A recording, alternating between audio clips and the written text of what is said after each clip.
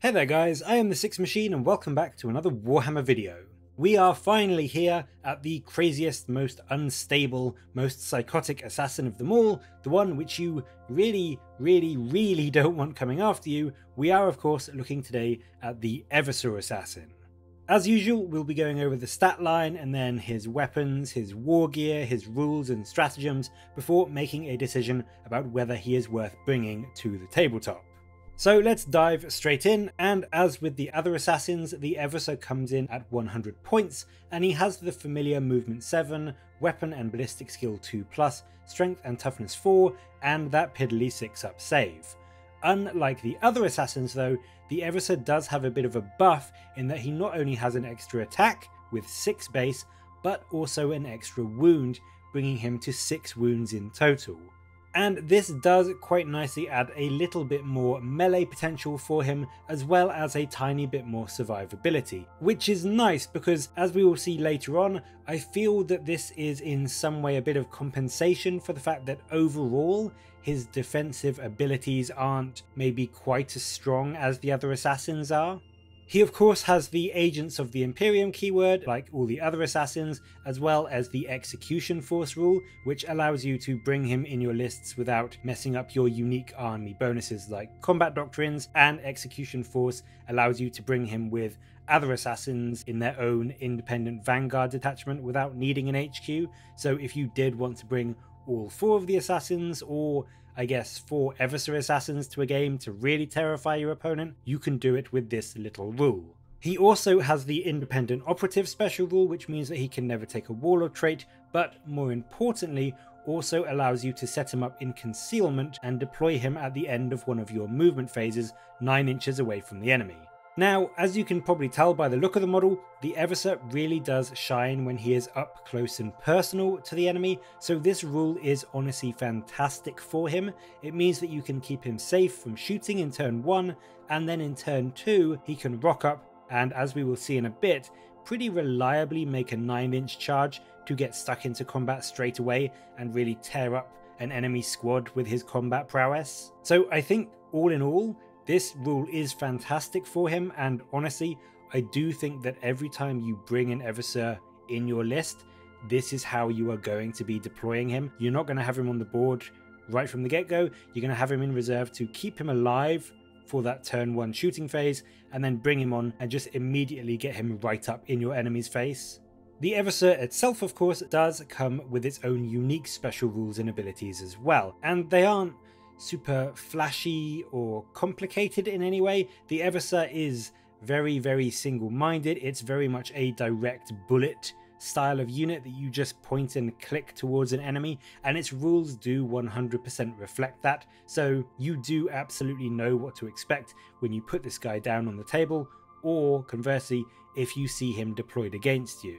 His first special rule to talk about is killing Rampage, and this nasty little rule means that you not only get to consolidate up to 6 inches instead of 3, which is really very nice for killing a squad and then tagging another one if you want to, or just moving up the board that bit further to get yourself in range of another charge next turn. But the big part of this rule is that whenever you destroy an enemy model in an enemy unit with a melee attack, you can make another attack with your Eversor Assassin.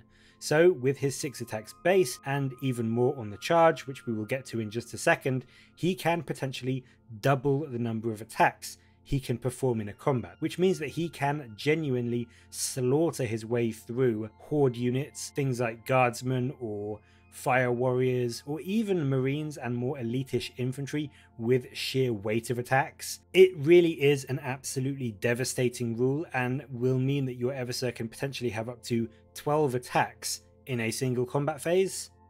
Or actually, he also has a rule called Friendzone, and this is what takes him to a whole nother level of deadly. As you can see, this gives him an extra 2 attacks on the charge or when he heroically intervenes, so that possible 12 attacks is actually a possible 16 attacks in one single turn. He can very easily cleave his way through a wide variety of opponents. It means that he is very good at killing characters with 8 attacks base on the charge, but also very strong against bigger squads, as each individual model that he kills basically grants him an extra attack. But as good as those 2 extra attacks are, the arguably bigger benefit from the Friendzone rule is what makes him so good at coming out of concealment with his independent operative rule, and that is that when he makes a charge, he rolls 3d6 instead of 2d6.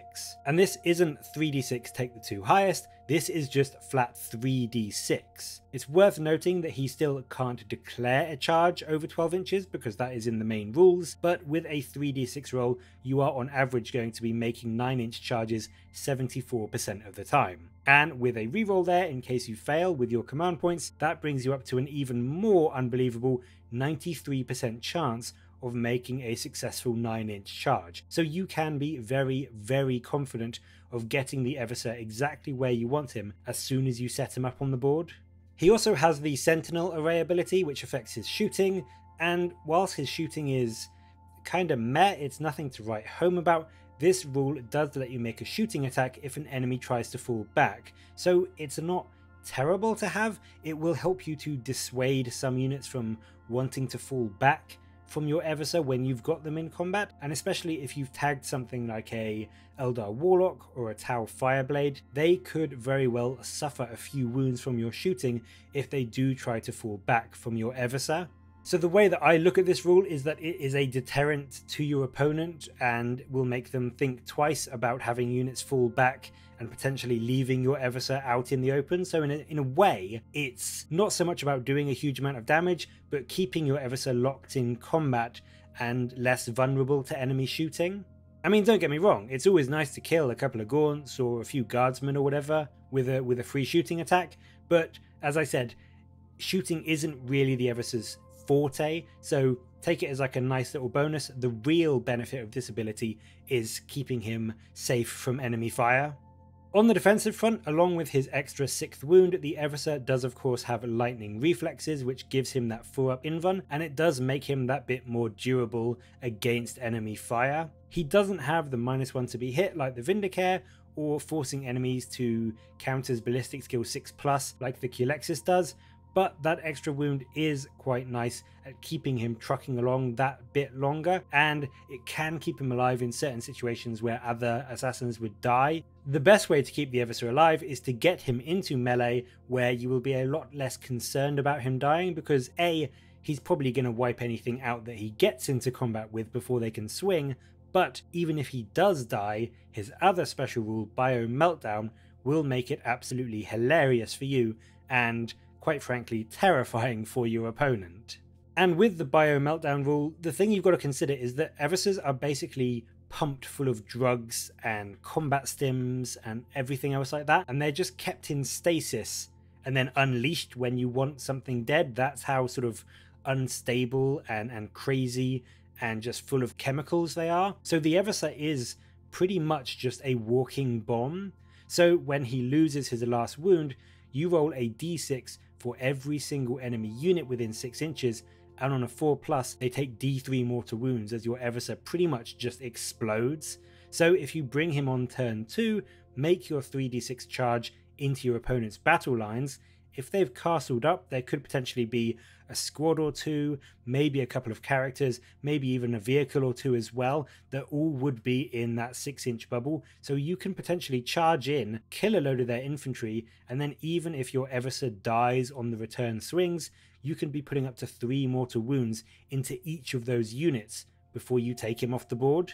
And realistically, it's not an exaggeration to say that in some cases, the Eversor could very well make his entire 100-point price tag back just from this rule alone, if you manage to take the last 2 or 3 wounds off a couple of characters, kill maybe a Terminator or a Biker or something like that, and then maybe kill a few sort of 1 wound infantry along the way, or do some chip damage to a tank. It's very, very powerful, and will honestly almost make your opponent scared to kill your Eversor because of the damage that he can do when he dies. Now, of course, the explosion is nice and all, but really it's his 8 or possibly 16 attacks when he's charged that we really care about. And for dishing out that carnage, he has 2 melee weapon options. The Neuro Gauntlet, which is a strength +1, -1 AP, 1 damage weapon, which you can reroll the wounds for, or his Power Sword, which swings at +1 strength, -3 AP and 1 damage. Now obviously there are clear scenarios for each of these, anything with a 6-up armor save or no armor or 5-up invuln or anything like that. The Neuro Gauntlet is the clear winner. Orc Boys, Demons, even Guardsmen would be a better target for him with those rerolls to wound. And against the new Orc Toughness 5 Boys, for example, his basic 8 attacks on the charge will do about 4.9 unsaved wounds. So we'll just say that you've rolled slightly above average and you've killed 5 boys. That nets you an extra 5 attacks, which means you kill a further 3. So you could potentially kill 8 Toughness 5 Orc Boys in one combat phase with the Eversor, which is, quite frankly, terrifying. On the other hand, against Marines, if you use the Power Sword, which will be better for them, you do an average of 3.7 wounds on the charge with your initial 8 attacks, so you're killing 1, possibly 2, again if you roll slightly above average, so netting yourself an extra 2 attacks.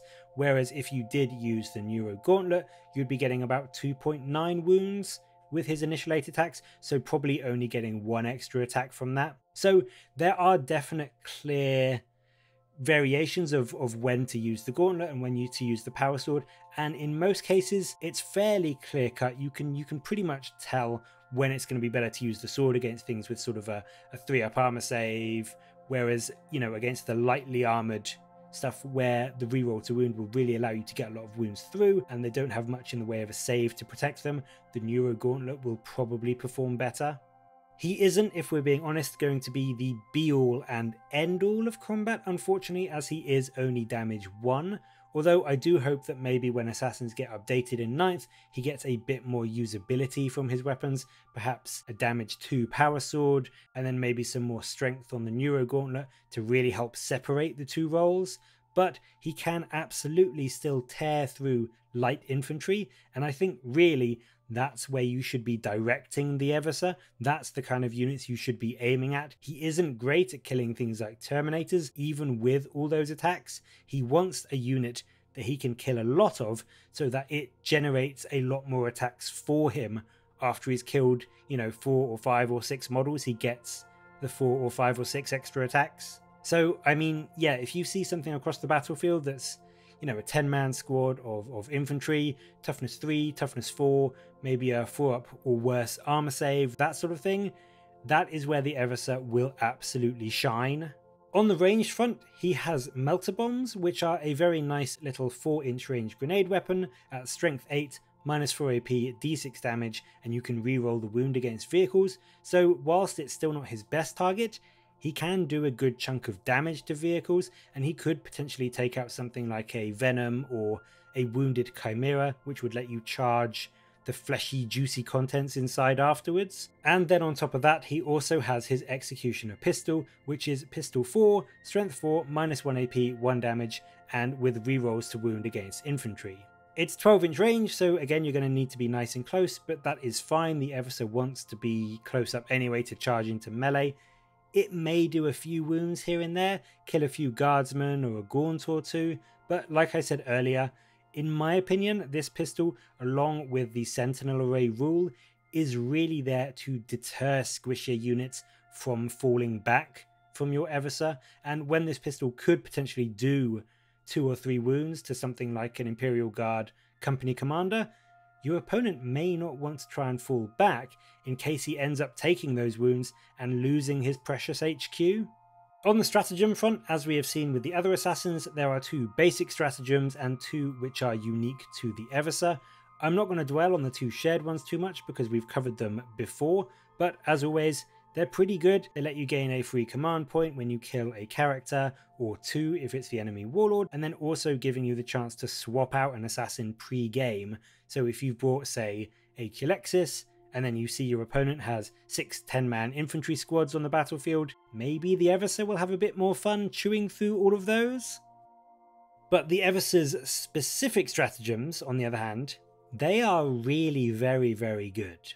They are both incredibly useful and act very nicely to either keep your assassin alive for longer or really, really ramp up his damage output. Hyper Metabolism is a 1 command point stratagem, and this lets you, for a phase, have a 4-up shrug against wounds. Not mortal wounds though, but but against most wounds. So this is immensely handy. If you've charged him in and he only has a few wounds left, and you really do need him to stay alive for another turn, this is definitely worth chucking on him, pretty much saving him from 50% of 1 damage attacks and giving you a much better chance of surviving even those higher 2 or 3 or even d6 damage attacks. It really is very, very useful. He will of course still go down to focused fire or to melee from things like Thunderhammer Stormshield Terminators or Incubi, but if you charge into a squad and you whiff your attacks, so there are 5 or 6 or 7 Orc Boys still alive and they're just about to start chopping down into you, this could well keep you alive for that extra turn so that you can then finish that squad off and go charging into other things next turn. Stim Overload is the Eversor's 2 command point stratagem, and this one is a bit of a doozy. This stratagem allows you at the end of the fight phase to fight an additional time. So if you've charged into a unit of 30 Gaunts, or 30 boys, or even 2 separate units of 10 or 15 boys, you can absolutely get up to 16 attacks in one phase potentially, thanks to his killing Rampage rule, and then at the end of the phase, do that all over again. So yes, the Eversor, in a perfect situation, can make up to 32 attacks in a single combat phase. And with the earlier example of the Orcs, if it was a big squad of 30, assuming they didn't kill you in their round of attacks, you could potentially be killing 16 Orc Boys in one combat round, which would absolutely gut that unit. Or conversely, if you charged into 2 separate squads of 10 boys or 10 guardsmen, you could bring them down to 2 models left in each, which would almost certainly result in them running away. It is an extremely powerful stratagem. Anything that lets you fight twice is generally pretty good, but you normally get it on things like Marine HQs that have maybe 6 or so attacks, whereas the Eversor can potentially have 16 attacks in a single combat phase. So doubling that up can just be unreal. And realistically, I would say if your Eversor is in melee range and alive at the end of a combat phase, it's almost always worth dropping those 2 CP just to let him fight again so that you can make the most out of his obscene number of attacks. So there we go, that is it for the Eversor. He is a melee powerhouse, and if you know the targets that he's good at killing, i.e. lightly armoured infantry, he can 100% just mow his way through squad after squad after squad all game long. He does have to be careful, as he isn't overall as survivable in my opinion as say the Kilexus and the Vindicare, and if he runs into something that can survive his attacks, like potentially Thunderhammer Stormshield Terminators or a really kitted out character, he can struggle to kill them and get killed quite easily in return. But if you send him into the right targets, he will kill pretty much anything you aim him at, and then on top of that, when he does die, he does have the ultimate middle finger to your opponent with his Bio-Meltdown rule, which, as I said, even if nothing else goes your way, can potentially make his entire 100 points back in just a single explosion. I think overall the Eversor is probably the most fun, crazy, hilarious assassin to use, and he definitely has the benefit of not being as niche as say the Kilexus or the Vindicare. As I said, he is just a point and click bullet. You aim him at something, he charges in, and then he kills it and then explodes. That's pretty much all he does. It's somewhat hard to gauge whether he or the Calidus is better overall in terms of getting close and killing the enemy, because that's both where they kind of shine. I would argue that against single models the Calidus is better, whereas against bigger squads the Eversor will be your friend. But in either case, if you get him into combat, which is very easy to do with his 3d6 charge, if you plan your deployment right, if you aim at your targets right, he will almost certainly find a way to make his points back and then some over the course of the game. But what do you think of the Eversor? Is he worth taking over the Calidus, or is he too much of a sledgehammer compared to the scalpel that the other assassins are? Let me know in the comments below, and as always, thank you very much for watching. Please do like and subscribe for more Warhammer content from me, but until next time, I will catch you later, guys.